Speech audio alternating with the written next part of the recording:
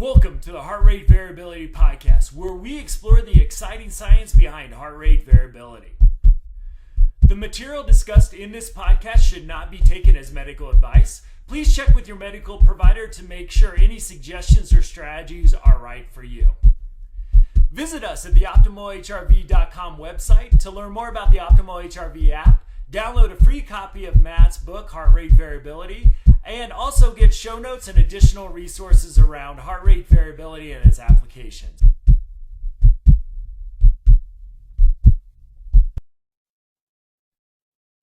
Welcome, friends, to the Heart Rate Variability Podcast. I'm Matt Bennett, and I'm really excited for our guest today. Diane Wilson is someone who's I consider a mentor in the social media space. We met in Irving, Texas for the AAPB conference, and I was blown away by how poor and bad I am at social media and how good she was. So I followed her. I've learned a lot, and besides teaching me how to tweet by example, about a week or so ago, I finished Brain Dance, her latest book. That I just thought was, I had to reach out in hopes she might come on, because I know heart rate variability was a part of your journey to recovery, and it was so inspirational that I thought, hey, if I could get our audience aware of your work, I'm sure some already are. I think it's great to get it out in the world. So Diane, besides being my role model on Twitter, I'll let you introduce yourself a little bit more formally to the rest of our audience. Oh, great. Thank you, Matt. I'm just so excited to be here. Honestly, I really am. I have looked at your books, I downloaded your app, all these, listened to you speak, and oh my gosh, Ian is just one of my favorite people in the world. So Mine as well. yes, oh my gosh. Dr. Ina Kazan, yes, she reviewed my book, Brain Dance, early on and loved it. And I felt like the world was going to be okay because she really loved it, and that it just gave me such hope. She also found a problem with it that I fixed around heart rate variability. So you guys are the experts. Well, So I'm a peak performance coach. I'm in downtown Chicago. I have last year released Brain Dance, and this year the audio version of it, just because people ask us to access it in different countries and they couldn't, so that helped them. And no, I'm just excited to be here. It's a great Friday afternoon. Awesome. Well, let's start out with, I feel it's funny, like even when we had a little internet trouble at your house, so you had to come to your office. I feel like after reading your book, I like, well, did you enjoy your drive? Because I know that was something that was a part of the journey and all that stuff. So you can't read Brain Dance and not feel like I've known you for a good portion of at least your adult life. So I would like to kind of just ask you a question.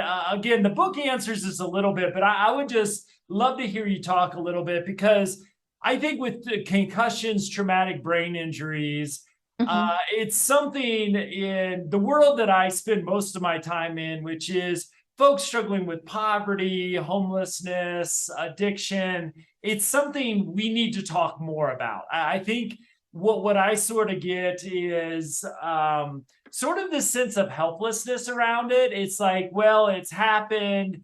There's not much we're trained to do about it. So it's sort of just something, like I said, that I really try to bring to people's attention. So I would just love to maybe just throw out a real general question about if you wouldn't mind sharing just a little bit of your experience that you share in the book about your personal experience with traumatic brain injury and concussions. Thank you. I think it's just a great question. It relates to all of that.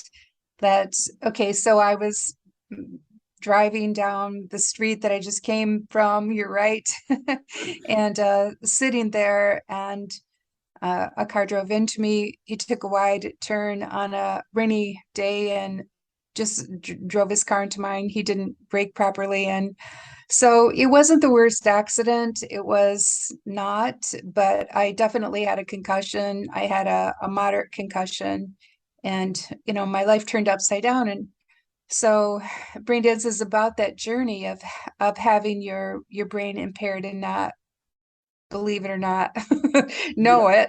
it, which Yeah. is weird as it is true. So that's, just all it's your awareness that's impaired. And so that means most people probably saw before I did, certainly knew something was wrong, but I did not. And so it's on that journey, and then how the tools that helped me. But in terms of poverty and homelessness, I do think there's just such a huge inequity about Yeah. how people learn about these things. First off, like, most people don't understand concussion. And then secondly, I think a lot of what we see that are barriers that we don't see and that result in poverty and homelessness is related to the brain. And so it's not an equal playing field. I mean, Right. I could have easily been homeless, poverty, but I was lucky. And so that's why I wrote the book. I felt like I was extraordinarily lucky to have these second chances and these insights to find out that it wasn't just, I was just going to be that way. Oh no, kind of Right. thing after I was injured, but that I was injured, and that I had time, space, and tools. But but without awareness, most people don't have a chance for that experience. Right. And I think and I just want to thank you on the podcast for being what I experienced is just so incredibly vulnerable. And honest in the book. Okay. It was just like, so powerful. To really, as somebody who tries to, and I don't claim expertise on TBIs and concussions. I've worked with populations that have experienced it, special education and others. So I probably, know more than maybe 90% of the population, but I would not claim expertise. And one of the things I think that is missed out there is that firsthand account of what it's like to be going through that experience. And your husband, who just seemed like, in the psychological trauma world, we talk about protective factors so much, and seemed like somebody that was always there along with your journey as well. And I would like to, kind of ask that follow up to that, because, with my sort of where my expertise does lie is with psychological trauma. And, what I find fascinating is we are almost obsessed now, even societal wide, when Oprah writes a book on the topic of, trauma in the brain. And we've really, I think, incorporated that almost, and a lot of us have been working decades to get to this point of that's understood in society, that something happens to you. And Mhm. you speak so eloquently of that in your book. And I would love to, like, sort of, I've been actually dying to ask you this question. How do we talk about this now that psychological trauma, adverse childhood experiences is in the public consciousness? Do you have any ideas or thoughts about how do we bring TBIs, concussion, brain injuries into as almost like an equal partner or a complementary, piece to our discussions around the impacts of trauma on people's life outcomes? Good. Okay. So it is good. Oprah has introduced this concept of trauma, and more people can understand it. They understand that trauma now is part of the language. And you're saying, like, how do we do that for brain trauma?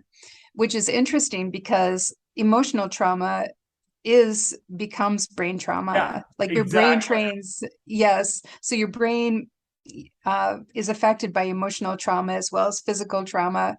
But those awarenesses are really new, or they're not there. Yeah. So so I think little by little, more people are writing about their stories and developing a language. But then also, I think we have the potential of, putting a feeler into some of the other areas that are more known.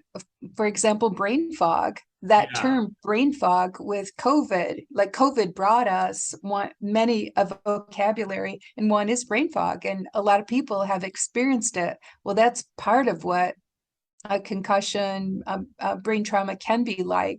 It's like a lot of brain fog. Yeah, And exactly. yes, one of the reviewers on Amazon of Braindance said that this is just like what she went through with Lyme disease. That Fascinating. that sense of, confusion, and like you're not right, your processing is slower, uh, all those kinds of things, maybe some dizziness, headaches, uh, vision sensitivity, sound sensitivity, that those can all be part of the package. The problem is that they're a part of a lot of packages, and so, a lot of different conditions, but those are part of brain malfunction. Yeah. Yeah, Hmm. I think that that's a perfect example of really widening this conversation, and I think I think we were so odd initially that, wait a minute, something psychological, something like, and I think you do a good job in your book too about connecting the physical trauma Hmm. with the psychological piece of that as well. Hmm. And really, I'm trying to challenge people to, how do we assess for this? How do we Hmm. assess to know, because so much of psychological trauma, especially what I deal with, is especially early in childhood when that brain's rapidly developing, Hmm. it leaves a physical wound as well. And so, that's Yes. where let me ask the question, and we'll get to your work here, is how do you think about that clinically, of knowing that people come in with a variety of physical injuries, psychological injuries, now that you're in the biofeedback practitioner chair, what are some ways you sort of assess and think about that? Well, let's see. Uh, Assess and think about The relationship brain between trauma. maybe what we call Mhm. psychological trauma and traumatic brain injuries. Let's see. I look at symptoms, and that's what I treat. So that's somebody else I can't diagnose at that level Yeah. because I'm licensed to diagnose mental health conditions. And so I look for those, and I understand and consult with people who have a bigger picture than me. And so in terms of assessing, then I look for patterns of symptoms.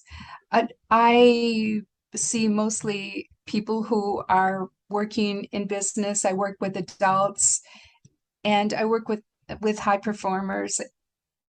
However, and most frequently, people that have barriers, you can look back and you can see the brain, and then there are those signature pieces of traumatic brain injury. And so almost no one can answer the question of, did you ever have a head injury? There's something about that question that we cannot psychologically answer. I mean, in my training, there are all these handouts and ask them this question and ask them that question, because most of us can't accurately answer that question because we don't remember it. It got blotted out. Okay, so even if you've asked the question, did you have ever had a head bump? People will say no.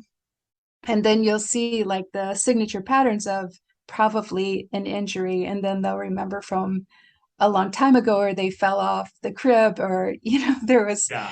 things. So the most of the injuries I see are older ones, but it's so exciting that people would come in, because years before I became an applied neuroscientist, I did career coaching, and in career coaching, I always had people that I just really love these people, but they had so much going, but there was something that got in their way all the time.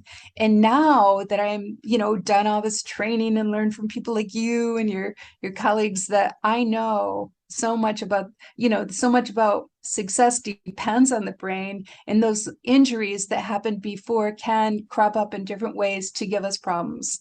So maybe it's our threshold for, emotionally being unregulated, or it's procrastination, or these really stubborn habits can be early injuries or different brain patterns. So I feel like for me, it's kind of all coming together in ways that just make me even more excited about working with the brain and the body for success.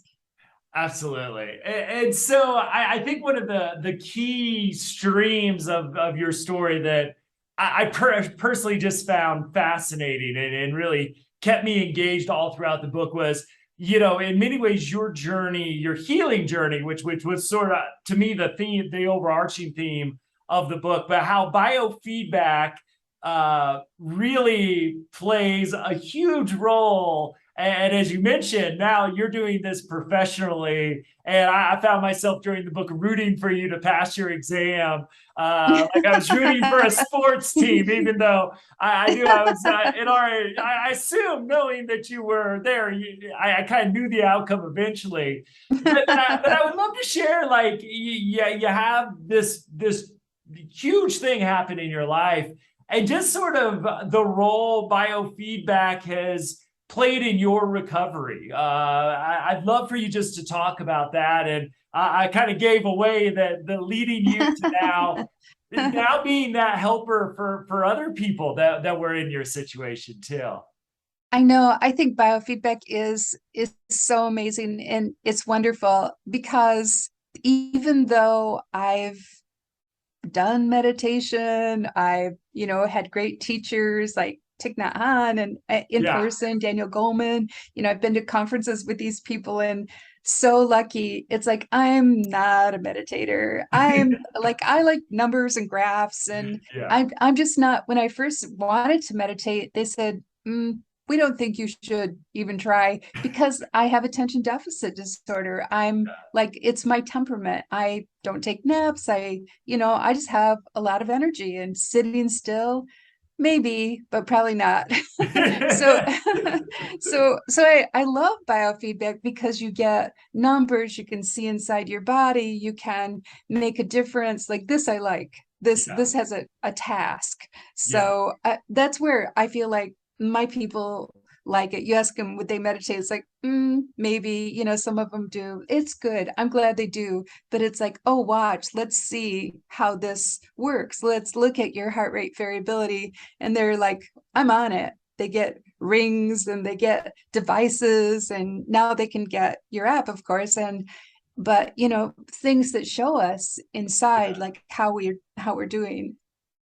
And I wonder, as now that heart rate variability, it's interesting from my perspective, because I came upon it like about 5 years ago, and it's like, so I'm still new to the biofeedback arena and getting trained and learning and reading, and that's where also books like yours really are important as far as my learning journey. We were talking, mentioned Ina Hazan, who's just I feel like I sit at the feet of the Buddha every time she opens her mouth, and to now call Love her as well a friend is because as brilliant as she is professionally, she's also got one of the kindest, biggest hearts you'll ever person you'll ever meet. And so I got really excited. Sort of a tech nerd. I was trying to figure out how to use technology and mental health for a long time. So I wonder, obviously, you mentioned heart rate variability in your work, how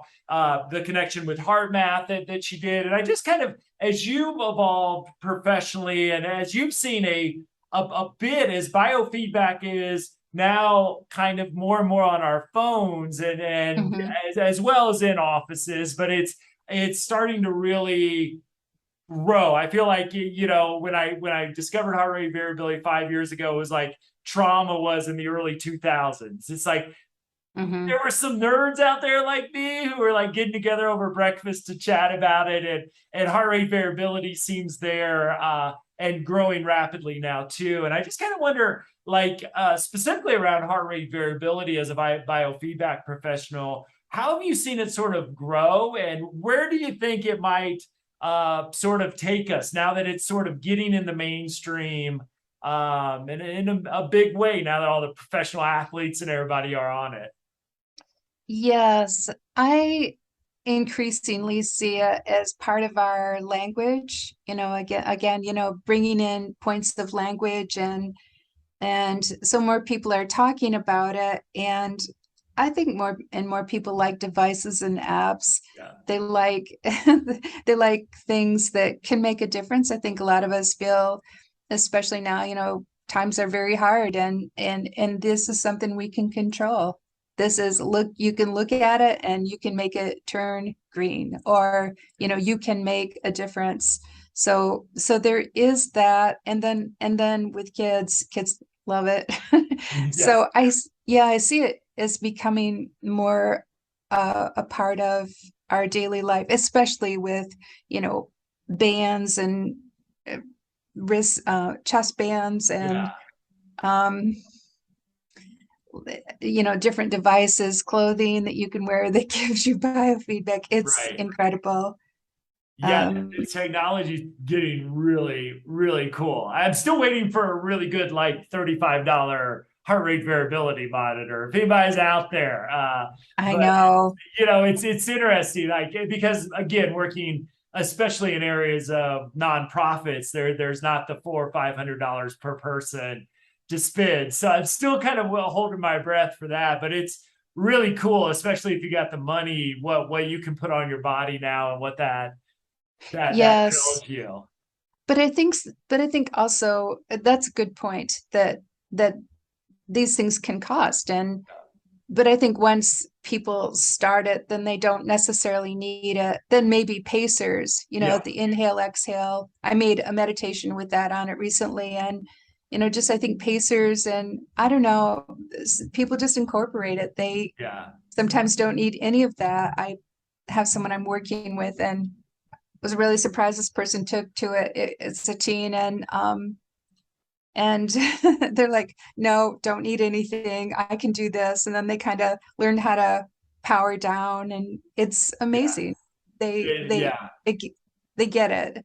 So it's there's a lot of learning though with it. There's the numbers and to start, but also not losing touch with the internal states that go with it, and to develop an awareness of what the states are and when they change, and so that when we don't have devices, that we can read ourselves and do the next right thing. So we'll feel in control, bring our best self to things. Yeah, I gave one of my first in-person keynotes this week, and I was I had the butterflies, which I love the butterflies because I speak so much. Sometimes the butterflies, I don't know, it's kind of nice to have those pregame jitters. I actually enjoy that. So I was getting a little nervous, and I was like, I stuck out to the hall and did some RF frequency breathing. Not Mm-hmm. necessarily to calm down because I wanted that energy, but to optimize it, which is just a really good example of that for me. It's like, okay, because I think when I count too fast, so I still need that pacer right now when I'm Mm-hmm. excited, especially. But you start to, and you kind of feel that. All right, I'm there. Mm-hmm. You almost feel your HRV going in that positive direction. Yes, yes. So I would love to, I always love to have authors on because I love this question. This is my favorite question as a podcaster is, I would imagine, and you shared some of this in your book, because if I'm right, if I'm remembering this right, you were in the middle of publishing your Back in Control book when the injury happened. I mean, do I have that somewhat right, or it was just published? It was published within the last year Okay. of that. Mm-hmm. Yeah, so obviously knowing everything it takes to get a book into the world and then getting people to read the book, what Mm-hmm. that challenge was. But with this one, especially a book that was so reflective and so personal, Mm-hmm. with the professional scientific scattered throughout. I wonder what insights you had as an author, because I find when you write a book, things come to the surface that may have been there, but not as powerful, or you just didn't pay as much attention to it. So I'd love to learn any insights you had in the process of writing the book. What was that like for you? Oh my gosh.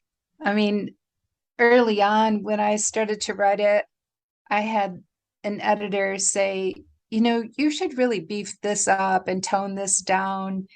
And I go, why? And she goes, it'll make it a better story. And it's like, I'm not doing that. Like, this is my story.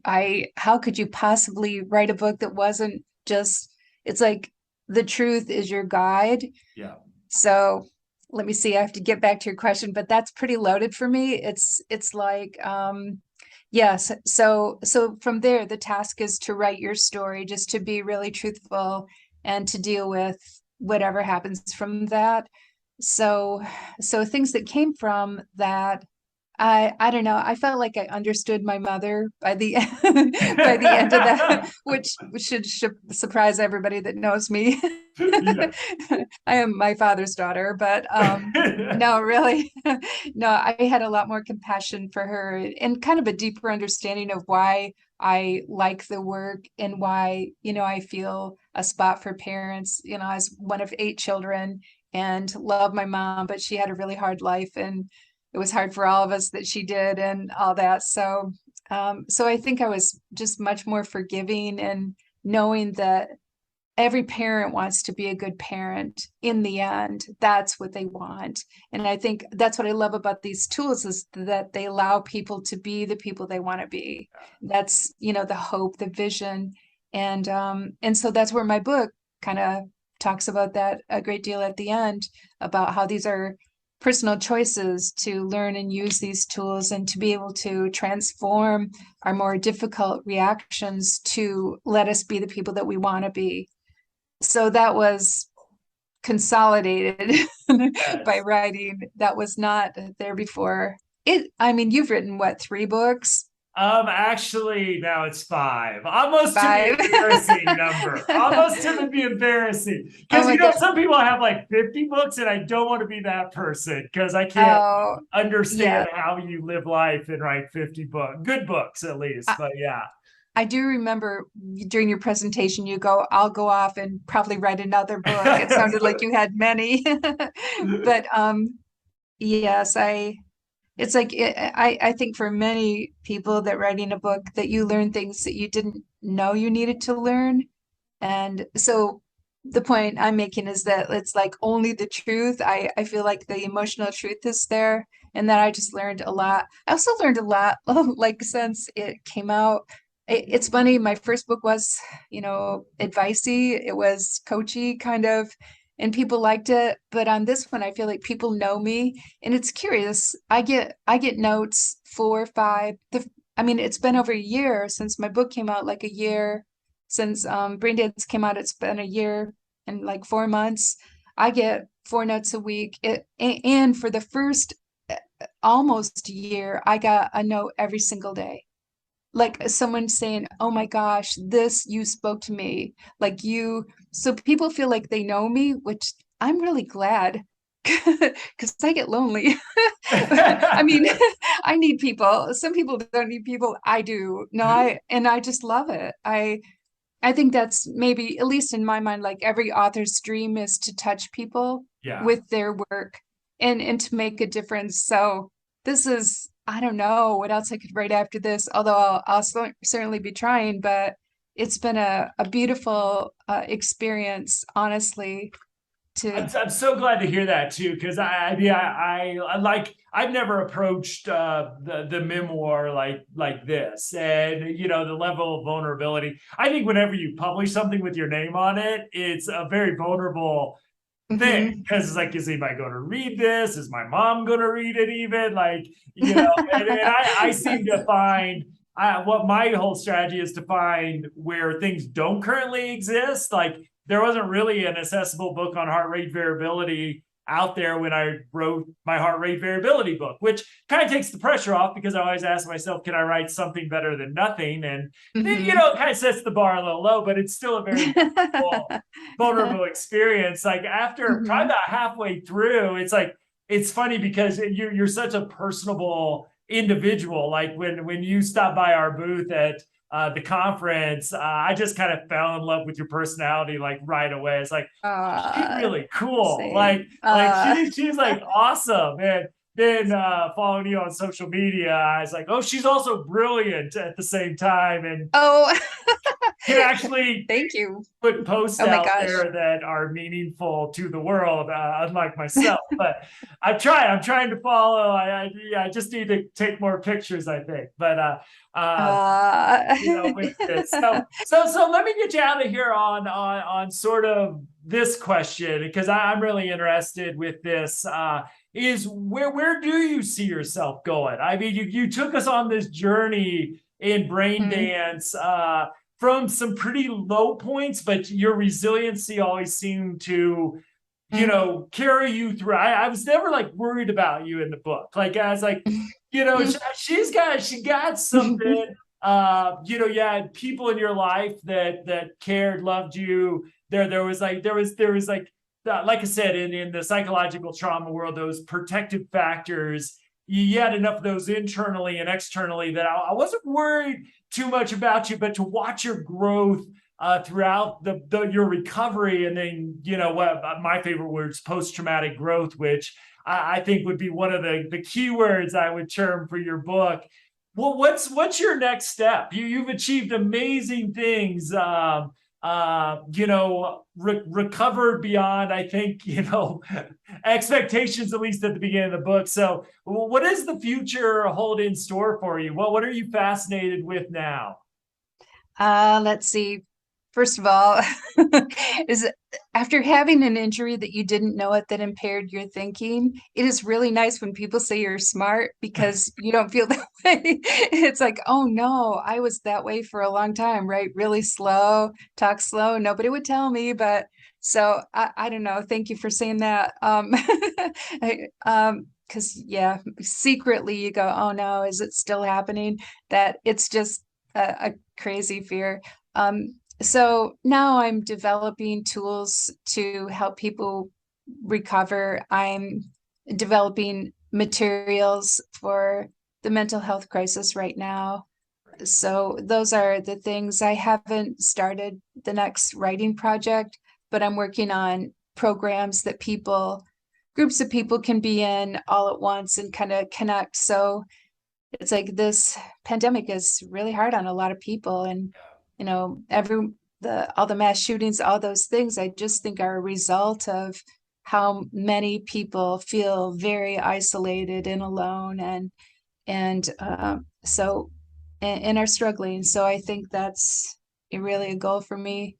I think a lot of managers, leaders feel very pressured, or kind of people do one or another thing, like get completely out of touch, or it weighs very heavily. So that's what I'm doing now, just working, keeping Awesome. busy. I enjoy this process right now. It's a nice process. Very cool. Well, I've got in the show notes contact information, but let's say somebody's just driving in a car. Why don't you give them a little bit, if they're looking for you, if they want to buy the book, where can they find out a little bit more about you and your work? Let's see, the book you can learn more about at braindancebook.com.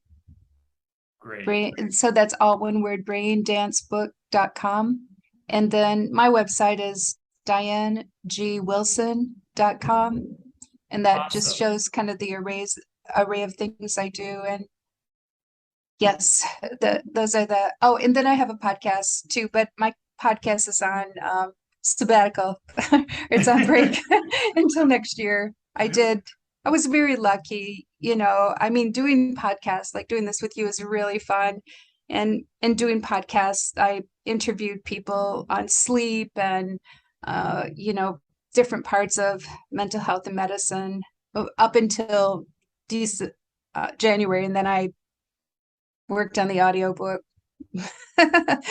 And So like I was saying, I have so much respect for you recording your own audiobook. That is something that I have not attempted yet.